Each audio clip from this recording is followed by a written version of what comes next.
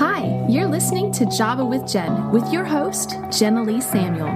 On this show, I bring the simplicity of hearing God's voice into everyday life in a no-nonsense, authentic, and super practical way. With coffee in hand and real life in our faces, let's do this. Hey, sweet friends. So I wanted to, before we jump in, explain some of the links that you're going to find down in the show notes because there are a lot of resources I've been making available for you, and I want to make sure you don't miss any of them. Okay, the first one you're going to see if you look down in the show notes under the episode. It says free New Year's gift. So what this is a digital planner that I created for myself and have made available to my listeners and my friends on social media. I'm actually going to be selling it on Amazon. So it's going to be for sale over there, but free for you. So you're going to want to grab it. But it's a New Year's planner to help you approach New Year's resolutions differently if you are tired of the whole make all the plans, fail by February. You know, nobody really likes that. And I have a different approach, which is very refreshing. I just go in and my agenda is to lean into the Holy Spirit and get some guidance. So I created this planner that walks you through a bunch of different steps that are really refreshing and causes you to listen for the Holy Spirit's leadership, will be super enlightening as far as what He's achieved in your year behind you, and will set you in such a faith space for the year coming up. So you're going to want to download that. There is a full color version and a printer friendly version. So go grab that. The link is in the show notes. Also, because I am launching another round of my podcast coaching program, it is very successful. People have been coming out of it just loving it and producing amazing shows. And so if you want to start a podcast or have ever considered it, if you book a call with me and let me know you heard about it from my show, you will save $200 on my coaching program, which is a really good discount. And so you can book your call with me to ask your questions, find out more about it. And then if you decide to sign up, you will have that savings already applied. And so you can go to javawithjenpodcast.org to do that. The link is in my show notes. Next up is a cool new product that I've just discovered. You guys know I love coffee. Everybody doesn't love coffee, but a lot of people do.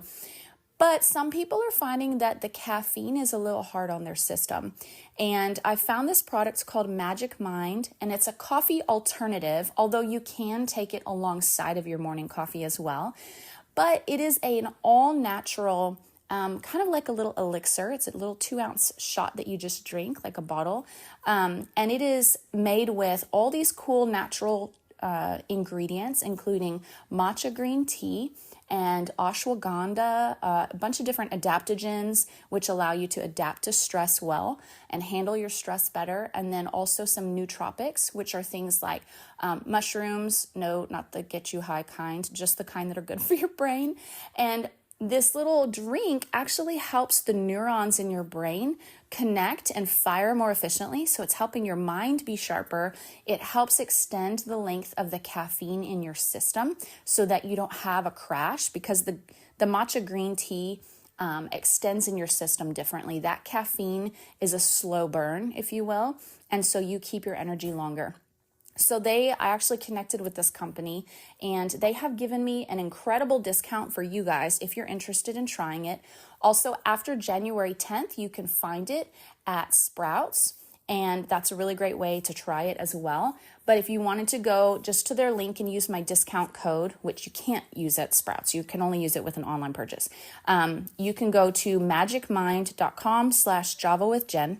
And the code is JWJ20 for Java with Jen, JWJ20, and it'll save you 20% on a one-time purchase or 50% on a subscription, which is incredible. I just ran out of my box of it, and I was so sad this morning because it really helped. My husband had we had just a really intense couple of weeks at our church here the last 2 weeks, and I stayed so chill and so calm through all of it. And I really think, aside from the Holy Spirit, that this little drink was helping me because it has the ashwagandha and the adaptogens in it to help you stabilize how you handle stress. So that link, that's just too good not to share. That is in my show notes as well. And there is also, there's a few other things, so just go check it out. There's a few more links I'm not going to mention, but they are there. And then my guests from today have a free gift for you also. It's very cool. I'm going to be downloading it. It's a placemat that they use for their family. It has their family values, scriptures, their family goals, and different things that they use to connect with their kids. They talk about it in the episode, but that's available and you can connect with them at their links in the show notes as well. So I just wanted to share all that. And there's a couple other links that are in the show notes that are also resources for you, as well as how you can go leave a review and rate my show. I just put the link there to make it even easier for you. So all that to say, I love putting tools in y'all's hands. I love making your life easier and sharing with you the things that I love. So that's what you can find in the show notes, as well as a little bit of info on today's guest. So with all of that said, make sure you go check those things out, and let's jump into today's episode. Hey, everybody. Thanks so much for joining me here at Java with Jen. I have two new guests with me who are new friends and people that I have actually really enjoyed jumping into their podcast.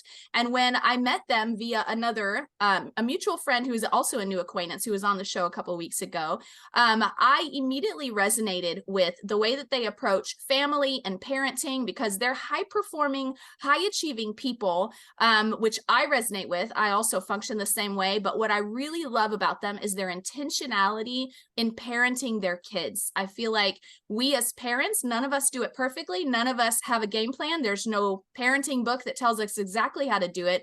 But I think when we're intentional, we achieve a lot more success in raising good humans. And so I wanted to bring them on the show because I feel like their approach is refreshing. It's tactical and tangible, and their hearts are just beautiful. So Greg and Jackie, welcome to my show. Thank you. So excited to be here today. Absolutely. I'm glad to have you guys. And so why don't you share a little bit about yourselves? Obviously, my audience doesn't know much about you, where you live, about your family, and maybe even how you kind of landed in this space that you're in. Great. All right. Well, we live in Boise, Idaho, of all places. It's beautiful here, very mountainous, and we love it. We're actually new to the area. We just moved here about 6 months ago with our tribe. We have 6 beautiful, amazing, smart, God-loving children, all from the ages of 14 down to 4. And yes, they're ours together. And he's responsible for all of it. And I just think that it's really interesting that we get a chance to share today, because Greg and I come from a background where we weren't really sure if we were even going to have a family, let alone 6. Greg has a background as an engineer. I do as a corporate buyer. And then we quickly moved into entrepreneurship and have been married 20 years now. Just had our 20-year anniversary, yeah. Oh, happy anniversary. We're just so excited. Thank you. And we're just so excited to be doing life not only together, but with our family, and to be just on a new endeavor. It seems like every other week some days. Yeah.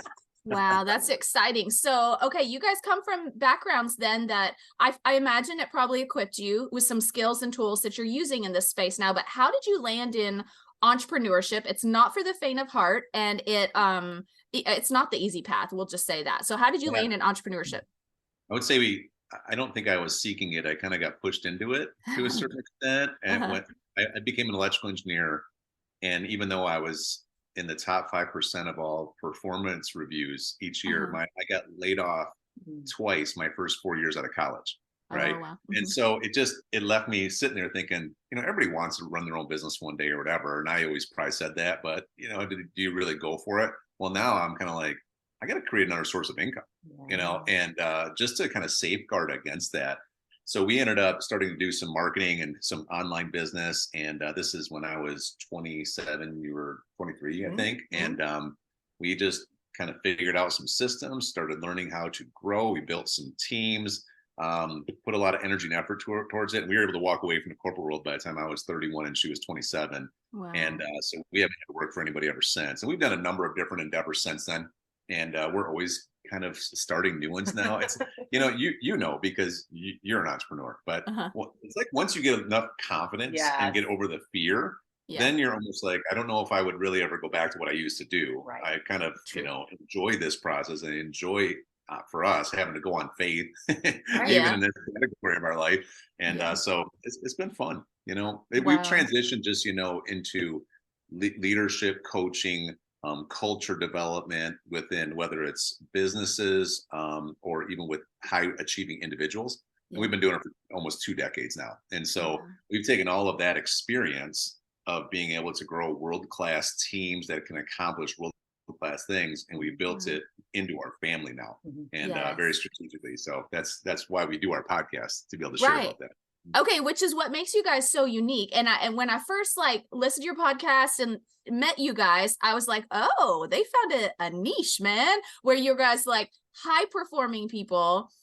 And you bring that into your family. And so like, I could hear kind of some people's thoughts like, what? Their poor kids are probably, you know, like people who are not high performing are probably thinking like, do you like, you know, like, what was that movie that we just watched the other night? The Sound of Music, where the captain like blows whistles and his kids line up, you know? And so that's what my brain does, but I'm high performing. I think high performing is just your intentional. So how did you merge those two together and decide, hey, we can do this with our family, not just business?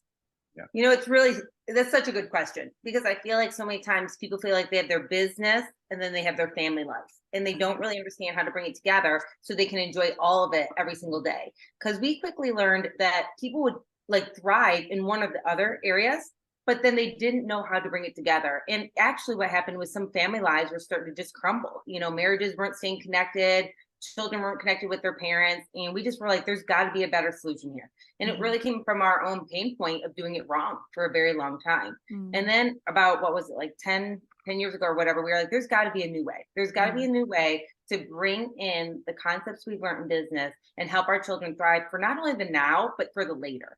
And so what we did was bring it in, and the thought process that we have with our kids, oh my gosh, they're miles ahead of us today. Like literally, you know, they have such a great idea of what kind of businesses they want to run in the future, where they want to go in life, who they want to be. Like their faith is at a whole new level that we never knew was even possible until we started bringing in the concept of some of the dynamics that we do in our business, right in our own family units. And of course, we're not drill surgeons, but I will tell you, there is structure to our family life. You know, with having 6 kids, we homeschool also. It's just not every day, like we just all get to choose what we want all the time. There is things that need to be done, but within that, there's so much security, and the kids love it. They know what to expect. And then we have a lot of fun when we are having fun, and we have a lot of fun when we're doing work. And so either way, they're thriving in everything that we're doing. That's so good. I love that. You know, people have asked me before, I have 4 boys. And so, you know, younger parents have come to me and been like, okay, how did you do this? How did you do this? Is there a book that you read? And, blah, blah, blah. And I tell them every time, I'm like, you know, the parenting books stressed me out because it's just opinion, you know, it's just opinion, and everyone's family culture and approach is different. I said the books that helped me the most were leadership books, because those are principles that teach you how to be a good leader, which essentially is what you are in your house. And I think when people don't realize that, and they take more of a passive reactive approach to parenting, you end up with teenagers you don't enjoy, and kids who don't realize what they're capable of. And I love that you guys are so intentional with this. So now, you mentioned that you didn't think initially that you would have a family, but yet here you are with 6 kids. So you need to bridge that gap for us and highlight maybe even what role the Holy Spirit played in that journey, and where his voice was throughout that process. Yeah. So, you know, the interesting thing about even when we started our entrepreneurial journey, one of the things I've learned about becoming successful, the fastest path is usually finding someone who's already there. And if you can find someone who's not only competent, but caring enough to actually show you the path, I mean, that speeds everything up. And so that's what we were doing with learning how to be entrepreneurs. And through that, you know, I mean, God is so good. Like I grew up with no faith in my background at all. You know, like it wasn't, my family wasn't anti anything. They just weren't pro anything. So it was just, I was kind of just a spiritual blank, didn't really understand anything. So at 27 years old, that's where I'm at. Well, the people I started being mentored by in business, these people were great, strong Christians. And, you know, it was my first exposure in my life to being around people who not only knew how to succeed in categories of life, but also like their marriages were unified, and that there was love in their household, that their kids respected and honored them. You know, I come from a very dysfunctional upbringing. So that's what probably scared me the most about having a family one day, is just my experience was like, I don't even know if I'd ever want to go through any of this again, you know, another round of this. But then when I started getting a vision of what it could be like, and then realizing that the reason they have what they have is because they base everything around their faith, and biblical principles. Well, that's what actually how I got led to the Lord. These guys, Wow. I got saved through my business mentors. Wow. It started a whole new journey for me, even though it was late 20s. That now we're like we just recognize Jackie grew up a little different. She grew up Catholic, and there's a lot different structure there. But we were just on this new season of just like spiritual growth and just learning what the word says and learning what it all means. And then we started just saying, okay, you had your normal growing up, right? What you experienced. I have my normal. We don't think either one are really perfect, right? So how do we build our new one? And we just started putting together, the pieces from people that we were being mentored by, or like you said, a leadership book over here, an experience from this. And as we started having that come together, we're like, oh, having a family could be a really good thing. Right. And so then we decided, all right, let's go for it. Right. Right. Yeah. Wow. That's amazing. So something I want to highlight there is that, so I had an epiphany when we were on a mission trip a number of years ago, and there was a gentleman there who, precious man, all he ate was like 5 different foods, like hamburgers and chicken nuggets and like spaghetti. I mean, just 5 basic foods. Even as a 50, 60-year-old man, he wouldn't ever eat vegetables or anything like this. So when I learned this, I looked at him and I was like, you're a grown man. Why don't you eat vegetables?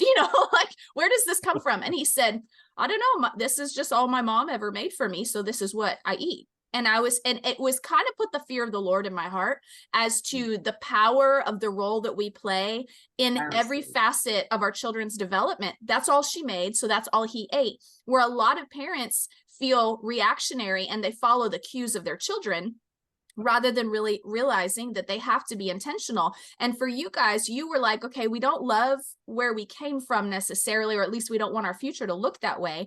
And so how can we rewrite the story? And it was one of the most empowering moments that I had as a parent when I saw his story and I realized I get to decide how this goes in my family. I get to decide if my kids, if they're acting a certain way and I think that's disrespectful, I get to teach them that's disrespectful, Right.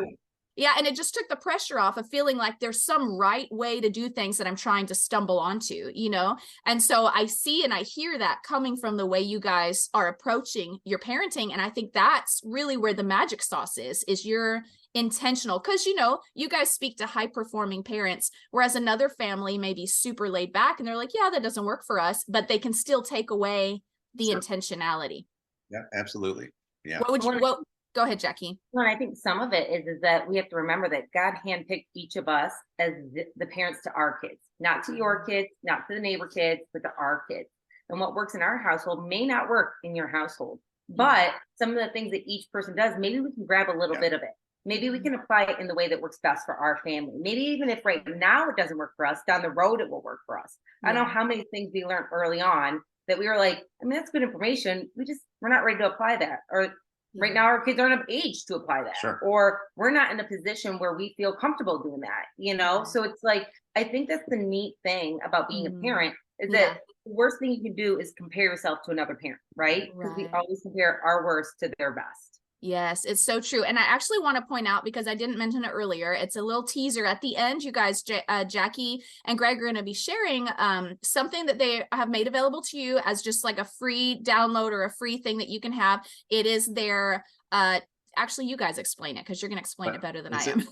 So as we started putting together a lot of the foundational pieces of how we're going to raise our family, one thing we like to do, we've learned this just through leading business teams, is we like to have weekly team meetings. We'll get dinner out and we bring out our family placemats, which we had laminated, and they list all of everything from our core values to our mission statement to parental rules to etc. And our favorite scriptures are all in there. Everybody got to contribute.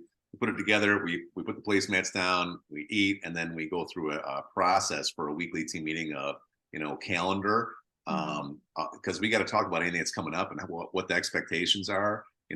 Recognition's a big one. We not only recognize them, they recognize each other for living up to the standards throughout the week that are part of our family. And it's so powerful to watch them do that. And then of course, discussion. So all the different topics that come up. So it's fun. So we have that family placemat. We get asked about it all the time. So we've made it available on redwoodparenting.com. It's a quick click of a button and you can download it for free. Yeah. That's amazing. I just love that. That's such a great idea. Okay, so back to your story then. When you guys were deciding to have kids, so at first you're like, we don't want this dysfunction. Then you're like, oh, revelation. We can make it how we want to make it. And then having children, was that as easy as pie, or was there a story to that? Because I feel like there was a story to that. Sure. Yeah, of course there was. So again, after like we were married like 5 years at the time, and we finally decided, maybe we do want to start a family. I think we could handle this. Actually, I think we could do this. It might be fun, and I think we could do this. We started believing in ourselves a little bit after seeing other people's results, of course. And it didn't work out that way. Like, I don't know. Some people say, "Oh gosh, I don't even know how it happened. All of a sudden, I was pregnant," and it's like, "Oh no, that wasn't our story at all." So we went through a journey where it took us 2.5 years to get pregnant. It wasn't a quick thing. In fact, it was pretty emotional and hard. Anybody that's gone through any fertility, issues, you understand that it goes from having fun trying to all of a sudden you're on a schedule and you're like, hey, honey, it's that time. Let's go, And so I often joke that that's when like the romance leaves for a little bit and it's like, we have a job to do. Let's get moving on this. So that's kind of how it worked for us. It took us 2.5 years for our oldest. Did you want to add something? I was just going to say, it was a real faith journey because, at first you're kind of like, okay, well, it's only been a couple months. Then it was like, half a year. Then it was a year. Yeah. And then you start having doctors start telling you that, well, there's potentially this challenge and you may not ever be able to. And we're just like, this isn't God's will for us not to have kids. And so I remember, we really pressed in just to really understand more about God's will when it comes to having families and standing on scriptures instead of doctor's reports. I remember we would listen to certain scriptures every night, fall asleep to them around this. And, we kept our faith in check. And, it took 2.5 years, but man, I'll tell you, then we had twins.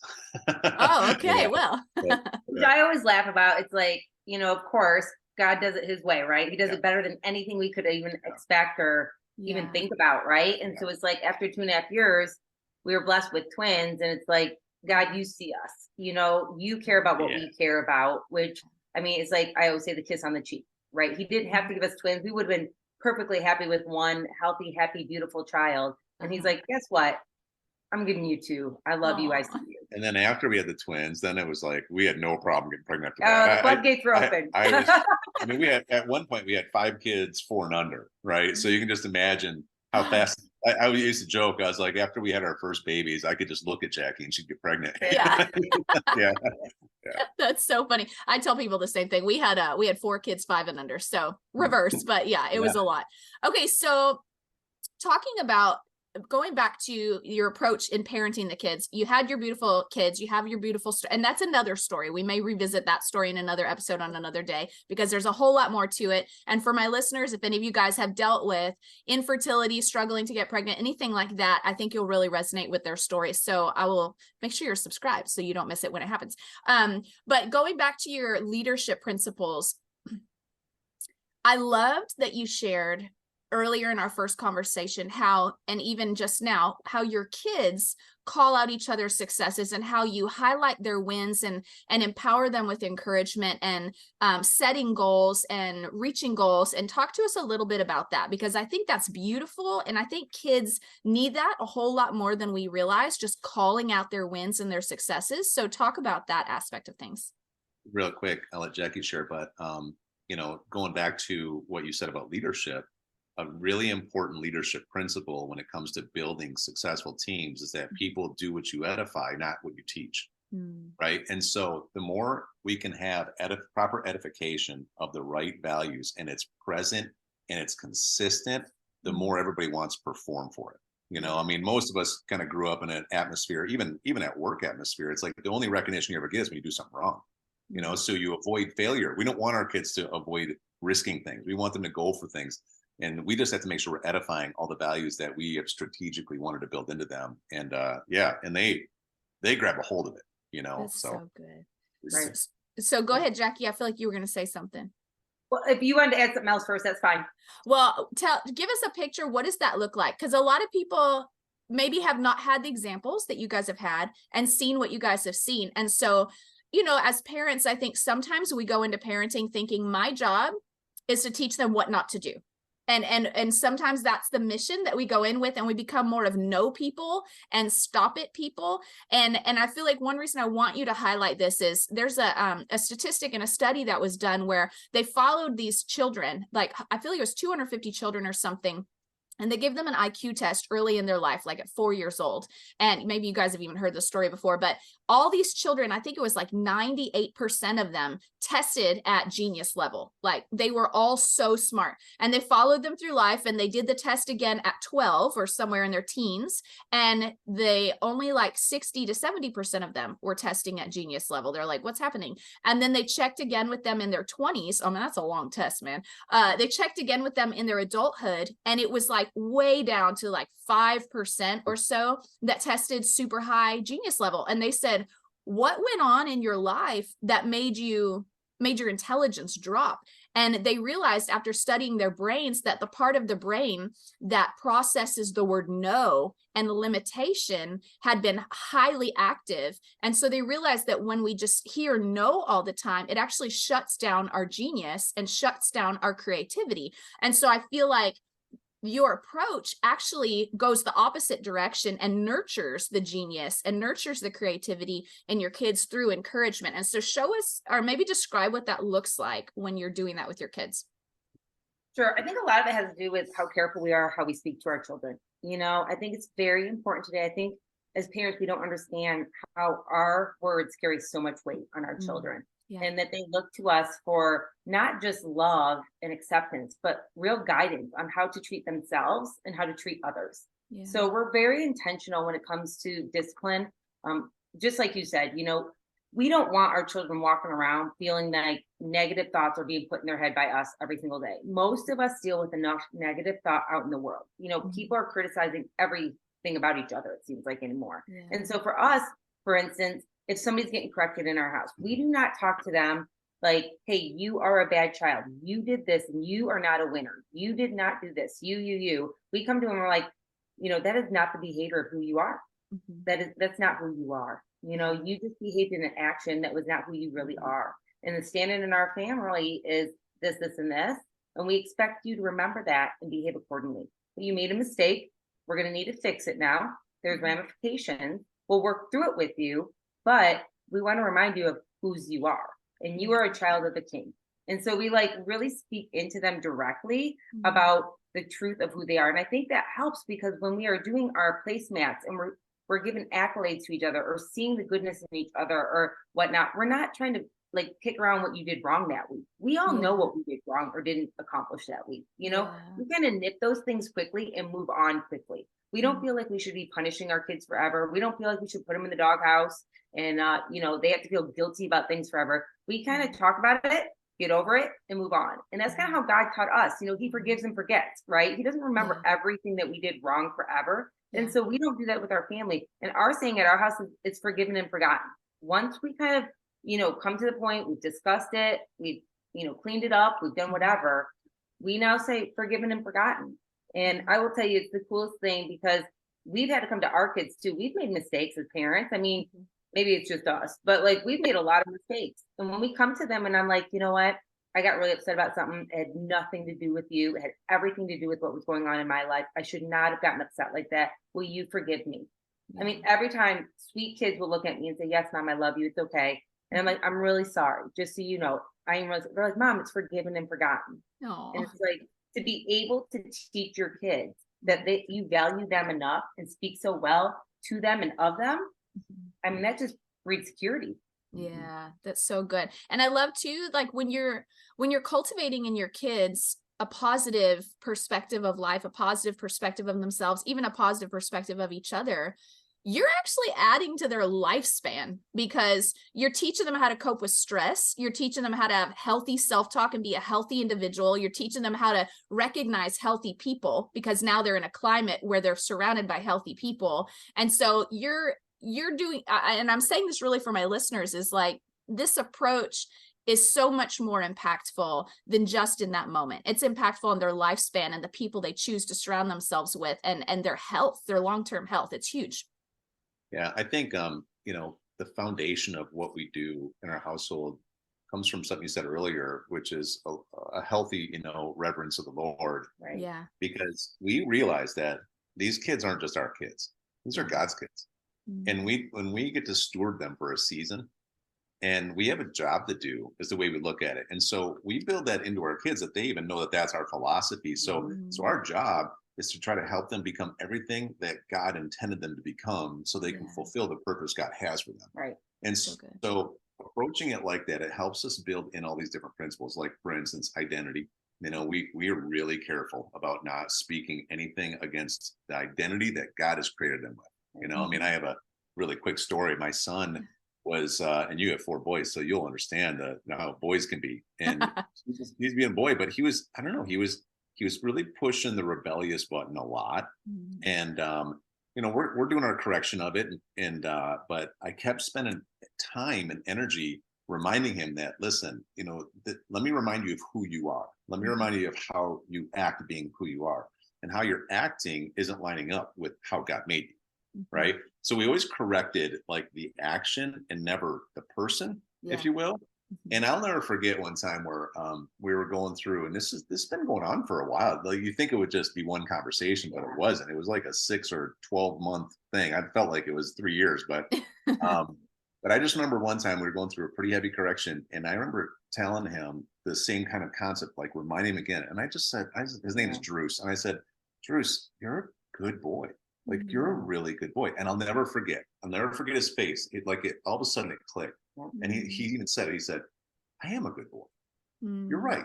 I am a good boy. And he was like 7, maybe at the time, 6 or 7. Wow. And since then, I've hardly ever had to correct him.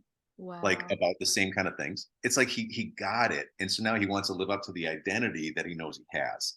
So yeah, it's pretty powerful. That's such a big deal. That's so true. Identity is more than we realize at the fundamentals of their behavior. Okay, so looking back, let's say someone's listening and they're like, I want to do better, but my kids are halfway grown, or they're teenagers already, whatever. I feel like it's never too late to change directions, right? So what would you say to someone who's in that place, if you were to give them something really tangible that they could implement today with their family to start a new trajectory? What would you encourage them to start doing? I think that number one thing is, first of all, to come in with healing in your heart. You know what I mean? To take responsibility. And sometimes we didn't apply things or do things because we really didn't know how. We didn't mean not to, we just didn't know how. So if you're in a broken place with your family, to be able to sit there and say, hey, can we have a little team meeting? First of all, I want to apologize. Dad and I didn't have all the tools. You know what I mean? We were not aware of some of the things of how we could help make our family tighter, more unified, more cheating, whatever your goal is for your family. So I think that's the first thing, is humbling yourself as a parent, because I think so many parents feel embarrassed and they don't feel comfortable doing that to their kids, or they think their kids won't love them or respect them or care for them. And that is not the truth. Kids love seeing their parents be vulnerable. I think also letting them know that, God is in control here, not us. And again, bringing that back around to let them know that is so important. And then I think also listening to your children, like really listening to them. Because when I sit down and I'm quiet and I let them speak, they say things that I need to hear. And maybe for a long time you weren't doing that. Well, now's an opportunity for you to learn from your children. I mean, we just did a podcast, I don't even know, a couple weeks ago or whatever, the lessons our kids teach us. And if you don't slow down to allow your kids to teach you something, then you are missing out on an opportunity on connecting with them. So I think the biggest thing is that connection is the key, whatever that looks like, and finding that connection with your kids. And, in different seasons, it's something different. If you enjoy doing something like reading, then learning to read fun books with your kids, or maybe you like to go shooting or something like that, like Greg likes to do, and take the kids shooting. That's a connection point for him. Or maybe it's playing sports, or maybe it's doing stuff that you don't really enjoy doing. I mean, sometimes my kids have things that they like to do that I don't, but it's all about connection on a level that they want. I agree. I would just add, for the parents out there who might be feeling that way, number one, you got to just realize that it's God's will for you to have a great relationship with your kids. Totally. So if you'll rely on the Holy Spirit and start trying, you'll be surprised at how fast you'll get some results, because you're doing something to get in alignment with God's will. Another thing is, I think everybody probably needs to hear this, is that, I believe that every kid wants to have a great relationship with their parents. They Yes. want it. Like, so no matter how they're acting or what they say or whatever's happening, that's really their heart's desire. It's how they're made. And so, I mean, to this day, I still desire a better relationship with my dad. You know, I'm almost 50 years old, and it just doesn't go away. There's always that desire. And no matter how many mistakes my dad has made, I forgive all of it in a second. And I have, you know, but it's like it never leaves. It's part of who we are. And I'll say this, you know, we have a philosophy whenever it comes to pretty much working on anything. And the philosophy is, for us, we just say that we're under construction, right? Like, that's who we are. But our growth game is strong. And I tell people that in any category, if I don't see you for a year and 12 months from now, I'll have to reintroduce myself to you because I'll have grown and changed so much. Right. And it's just that mentality. And I think you can share that with your kids. They don't try to act like you know everything that you're doing. They know you don't. Yeah, right? they know it. Yeah. and they're okay with you being honest and vulnerable, saying, listen, I'm learning too along the way, but here's my intention. Right. That's so good. And I love that you called out leaning into the Holy Spirit. There have been so many times that my boys will do something and I literally don't know what to do. I'm literally like, there's no manual for this, you know, and and in those moments, I just stop and I'm like, Holy Spirit, give me an idea. And he'll give me an idea and I do it. And it usually produces peace and gets to the bottom, or at least moves the needle. And it's been such a game changer. I remember, I'll share this little story because you guys are probably going to laugh. When my kids were all little, like my oldest was 6. So they were like 6, 4, 2 baby. And the 3 older ones come running in. Someone's lying about something. And there's, you know, he said this and he did this and da, da, da, da. And they were all very convincing. I genuinely could not tell who was lying to me. And so I looked at them and I said, well, boys, the Holy Spirit knows what the truth is. So I'm just going to ask him. And so I just closed my eyes and got quiet. And I was like, Lord, send me a rescue. You know, I was like, tell me what's going on. And he told me, he said, your oldest is trying to hide the truth. And I just love, the Lord didn't even use accusing language. You know, he just said, he's trying to cover the truth. And so I opened my eyes and I said, hey, Judah, this is what the Holy Spirit said to me. And, you know, Judah, bless his heart, he just dropped his head and he was like, it's true. And so from that moment forward, anytime they were arguing or lying, I just looked at them, I said, do I need to ask Holy Spirit or can you be honest? And they're like, okay, you know, and then they tell me the truth. So good, Mom. Yeah, it was so good. And so, you know, set those memories for your kids. They watch you lean into the Holy Spirit. And I love that you just called that out. So, okay. So tell us then, you've mentioned your podcast and this free downloadable. Obviously at this point, people are like, how do I get more of Jackie and Greg? So how can they connect with you guys? Yep. So our podcast is called High Performance Parenting. You can search on any of the main sites, but you can go to redwoodparenting.com. And it'll have, of course, our free placemat on there, but it also has all of our social links and everything else. So you'll be able to find us pretty easy or connect with us however you want. You know, we do coaching as well. We don't really have we don't have a lot of opening. We protect our time a lot. However, with the right people that are really looking for some, you know, to do some work and create some change. Those are the people we work with. We're not really good at trying to get people to want to. No. We like the people who already have the desire and the ambition, and we like to help point that in a direction that'll create actual results in everything from business increase to family increase to marriage increase, because it all connects, right? It all connects to your parenting and everything else. And so we have a website for that. It's called Team Redwoods with an S and then teamredwoods.com. Okay. And you can just go in there and find out all about our coaching as well. We will be having something come out early first quarter next year, which will be a program people can go through for alignment with parenting, marriage, emotions, the main categories of life that can affect all the other categories, business, finances, etc. So that'll be coming out soon as well. That sounds really good. That sounds exciting. Well, I'm going to drop those links for anyone who is listening. Maybe you're driving and you can't go look them up right now. I'm going to drop those links in the show notes.